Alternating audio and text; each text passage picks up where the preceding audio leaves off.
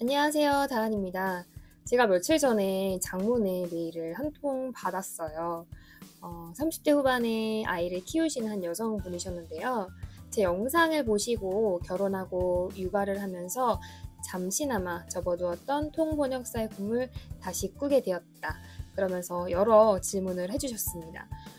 이러한 메일을 받으면 저는 너무 기쁘고 영광스럽더라고요. 제가 누군가에게 조금이나마 도움이 되는 것을 원래부터 너무 좋아하고 또 제 인생의 가치 중 하나이기 때문입니다. 그래서 오늘은 통번역 대학원 및 통번역사 관련 Q&A를 한번 준비해봤습니다. 제가 영상을 찍기 전에 스크립트를 한번 쫙 써봤는데 무려 10장이 나오더라고요. 네, 끝까지 지켜봐 주세요. 그리고 좋아요, 구독도 꾹 눌러주세요. 그러면 제가 받은 메일 내용을 간단히 한번 읽어드리도록 하겠습니다. 안녕하세요. 막연하게나마 통번역 대학원에 대한 꿈을 갖고 작년부터 일본어 공부를 시작했습니다. 공부를 하다 보니 더 깊이 들어가고 싶지만 아이를 키우고 살림을 하면서 시간을 내어 깊이 공부를 하는 것이 쉽지 않고 무엇보다 머리가 말랑말랑한 젊은 친구들과 경쟁을 하기에는 현실적 한계가 있다는 것을 잘 알고 있습니다. 사실 저는 지금 일본어 공부의 기로에 놓여 있습니다. 솔직하고 가감없는, 즉 안 될 건 안 된다고 말씀해 주세요. 저는 제가 갖고 있는 여러 가지 한계를 극복해서 대학원의 목표로 공부를 지속해야 할지 아니면 현재 소소하게 하고 있는 사업과 육아 및 살림에 더 집중할지 결정하고 싶습니다. 물론 결정과 책임은 저의 몫이고 전달해 주신 조언을 참고하여 현명한 결정을 내리고 싶습니다. 이렇게 보내시면서 또 여러 가지 질문을 주셨어요. 저도 이분처럼 비전공자의 늦은 나이에 아이를 낳고 시작했기 때문에 또 당시에는 정보도 많지 않았고요. 얼마나 절실할지 또 그 기분을 잘 알기에 열심히 대답을 해드렸어요. 예전에도 유튜브를 통해서 댓글로도 관련 문의해주신 분들이 있어서 오늘 마침 이 기회를 통해서 제가 갖고 있는 정보 및 생각들을 다 알려드리려고 합니다.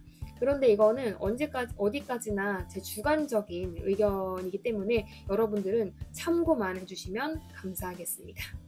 네, 우선 첫 번째 질문입니다.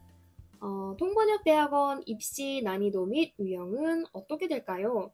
네, 대답을 해드리자면요. 우선 각 대학원, 통번역 대학원 사이트에 기출문제가 있습니다. 제가 공부했던 한국외국어대학교 통번역대학원을 기준으로 말씀을 드리자면요.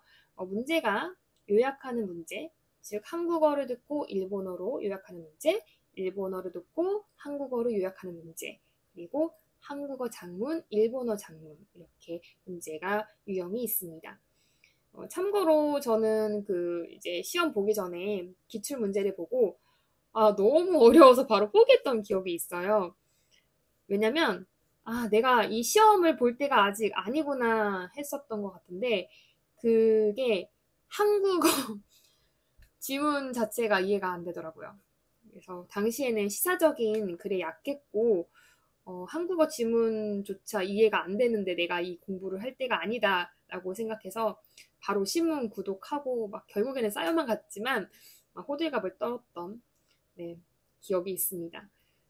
덧붙여서 질문이 JLPT N1을 150점 이상 맞을 수준이면 되는지요? 라는 질문을 주셨는데 통대 입학 시험을 준비하기 위해서 JLPT 이제 공부를 하면서 익힌 어휘나 한자가 도움이 될 수는 있습니다. 하지만 여러분들 기출 문제를 보시면 아시겠지만 JLPT 합격했다고 해서 통번역대학원에 입학하실 수 있는 그런 수준은 아닌 것 같아요. 매우 어렵거든요. 그래서 입시를 위해서는 따로 공부를 하시되 JLPT에서 배운 이 단어라든지 어휘는 계속해서 반복해서 보셨으면 좋겠어요. 네, 문제가 상당히 난이도가 어렵고 유형도 다릅니다. 두 번째, 나이에 대한 질문이었어요. 그 질문 내용 읽어드릴게요. 혹자는 30대 후반에 시작할 경우 자리 잡는 건 40대 중반이기 때문에 추천을 하지 않는다고 했습니다. 하지만 100세 시대에 외국어 특기 하나를 가지고 있다면 전문 통번역사 외에도 여러 기회가 있지 않을까요? 네, 이렇게 질문을 주셨는데요. 저도 이제 나이가 40이고 어떻게 보면 이 나이에 새롭게 시작하는 거잖아요.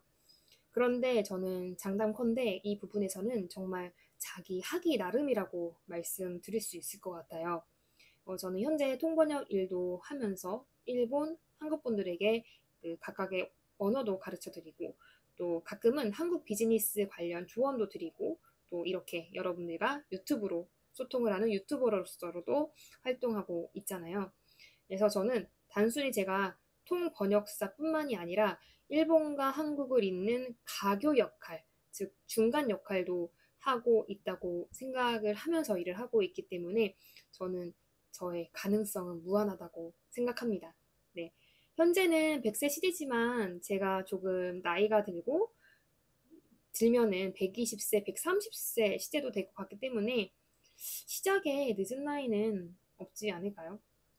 단 결혼하시고 아이가 있으신 분들은 극 공감하시겠지만 나뿐만 아니라 아이, 뭐 남편, 양가, 시댁, 친정까지 다 챙겨야 하는 신경 쓸 게 많아지기 때문에 시간에 제약이 생긴다는 점, 그 점은 좀 아셨으면 좋겠습니다. 세 번째, 졸업 후 진로에 관한 질문이었습니다. 주요 진로는 크게 두 가지로 나뉠 것 같아요. 첫 번째는 인하우스, 두 번째는 프리랜서인데요. 인하우스는 즉 회사에 소속되어 있는 통번역사를 말합니다. 현재 저는 어디에도 소속되어 있지 않은 프리랜서로 일을 하고 있는데요. 저는 성격상 다양한 것을 경험하는 것을 좋아하고 또 자유롭게 시간을 쓰고 싶었기 때문에 프리랜서로 일을 하고 있습니다. 이게 장점이자 단점이 될 수 있어요. 시간을 자유롭게 쓸 수 있지만 대신 수입은 불안정하다는 거. 갑자기 일이 캔슬될 수도 있고 그 달에 일이 아예 없을 수도 있죠. 그렇게 되면 제 수입은 네, 0이 되는 겁니다. 이 점을 참고로 하시면 좋겠습니다. 반대로 회사에서 일하는 인하우스 통번역사는요, 그 회사에 소속되어 있기 때문에 뭐 꾸준하게 월급을 받을 수 있고 그 회사에 대한 전문성을 가질 수 있다는 장점이 있겠죠. 주로 정직원도 있지만 제 주변의 동기들이나 지인들은 파견으로 일하는 경우가 더 많습니다. 1, 2년, 뭐 1에서 3년 정도의 단위로 계약을 해서 일을 하고 있더라고요. 여러분들이 궁금해하시는 이 연봉 같은 경우는 제가 대략적으로 구직 사이트 등을 봤을 때 또 물어봤을 때 3천 중반에서 뭐 아니면 5천 후반 정도로 보시면 될 것 같은데 이것도 다 업무나 또 회사마다 다르기 때문에 참고만 해주셨으면 좋겠습니다. 네 번째 질문입니다. 이렇게 AI가 급속도로 발전하는데 이제 와서 통번역 대학원 가는 거 괜찮을까요? 통번역사 전망 괜찮나요? 네, 저는 그때마다 이어령 선생님의 인터뷰 말을 떠올려요. 그 인터뷰가 어떤 내용이었는지 간단히 읽어드릴게요. 인간보다 잘 뛰는 말을 이기려면 어떻게 해야 할까? 올라타야 한다. 뒤쫓아가면 뒷발에 차여 죽는다. AI도 마찬가지다. AI와 우리가 경쟁을 하면 못 잡아탄다. AI가 오는 걸 어떻게 막을 수 있나? 오히려 AI에 올라타서 기계가 할 수 있는 일과 기계가 못하는 걸 합쳐야 한다. 거기에 우리 인간의 능력이 있는 거다. 남들이 새로운 걸 개발하는데 우리가 이걸 못하면, 말등에 타지 못하면 역사의 낙오자가 된다.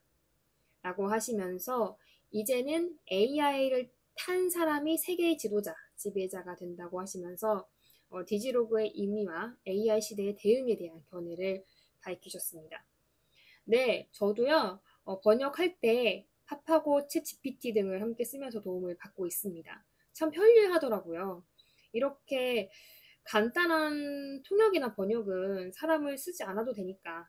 그렇기 때문에 예전보다 통번역사의 대우가 조금 낮아진 것도 사실이고요.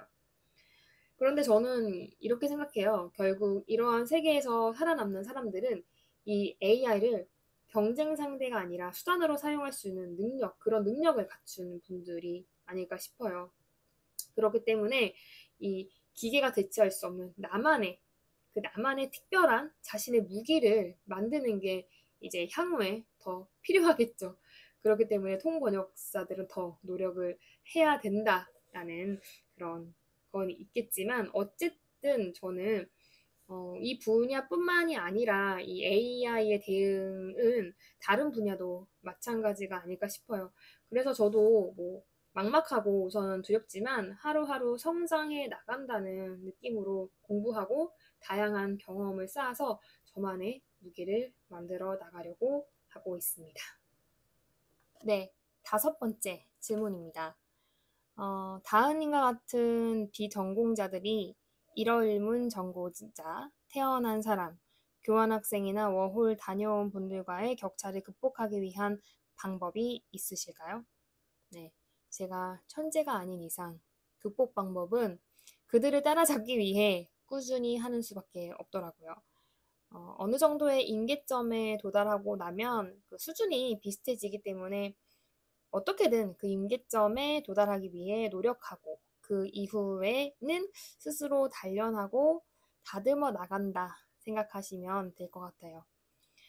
꾸준히 계속해서 포기하지 않고 하는 게 그냥 답인 것 같아서 이제는 부족하다 싶으면, 예전에는 사실 막 못하거나 창피한 일 있으면 뭐 이불킥하고 막 전화하고 야 나 이런 일 있었다 하면서 막 한탄하고 그랬는데, 이제는 내가 부족한가 보다, 더 단련하고 공부하라는 신호인가 보다 라고 하고 받아들이고 계속 공부하고 있습니다.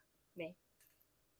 오늘은 첫 번째 질문부터 5번째 질문 제가 열심히 대답을 해드렸는데요. 또 질문이 많이 있어요. 그 질문들은 2탄에서 한번 말씀드리도록 하겠습니다. 오늘 영상이 좋으셨다면 구독과 좋아요 꼭 한번 부탁드릴게요. 그러면 저는 다음 시간에 또 여러분들을 위해서 좋은 정보를 알려드리기 위해서 찾아오도록 하겠습니다. 영상 봐주셔서 정말 감사합니다.